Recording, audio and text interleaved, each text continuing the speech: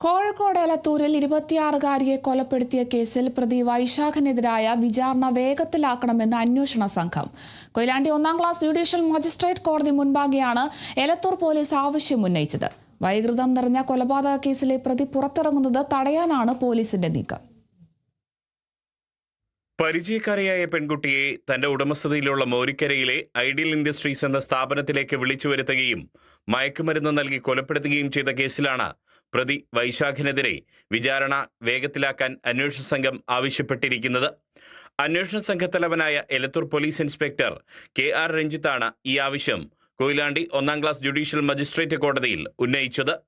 അതിക്രൂരമായ കൊലപാതകം നടത്തിയ പ്രതി ജാമ്യം നേടി ജയിലിൽ നിന്നും പുറത്തിറങ്ങുന്നത് തടയുകയാണ് അന്വേഷണ സംഘത്തിന്റെ ലക്ഷ്യം. അതിനായി സംഭവം നടന്നതിന്റെ 86-ാം ദിവസം തന്നെ പോലീസ് കുറ്റപത്രം സമർപ്പിച്ചിരുന്നു.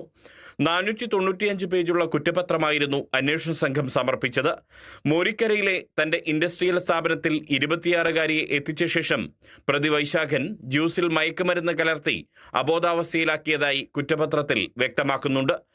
തുടർന്ന് കൊലപാതകത്തിന് മുൻപും ക്രൂരമായി കൊലപ്പെടുത്തിയ ശേഷവും ഹീനമായ രീതിയിൽ പ്രതി 26-കാരിയെ ബലാത്സംഗം ചെയ്തെന്നും കുറ്റപത്രത്തിൽ പറയുന്നു. അത്രയും നിഷ്ഠൂരമായ കൊലപാതകം നടത്തിയെന്ന കേസിൽ എത്രയും വേഗം വിചാരണ നടത്തി പ്രതിക്ക് കർശന ശിക്ഷ നൽകണമെന്നാണ് അന്വേഷണ സംഘത്തിന്റെ ആവശ്യം. പ്രതിയുടെ സ്ഥാപനത്തിലേക്ക് യുവതി എത്തുന്നതും കൊലപ്പെടുത്തിയ ശേഷം യുവതിയുടെ മൃതദേഹം കാറിൽ കയറ്റുന്നതും അടക്കമുള്ള CCTV ദൃശ്യങ്ങളും ശാസ്ത്രീയ തെളിവായി അന്വേഷണ സംഘം കോടതിയിൽ സമർപ്പിച്ചിട്ടുണ്ട്. കൊലപാതകത്തിന്റെയും ക്രൂര ബലാത്സംഗത്തിന്റെയും ദൃശ്യങ്ങളും ഇതിൽ ഉണ്ടെന്നാണ് സൂചന. Kerala vision news, Kozhikode.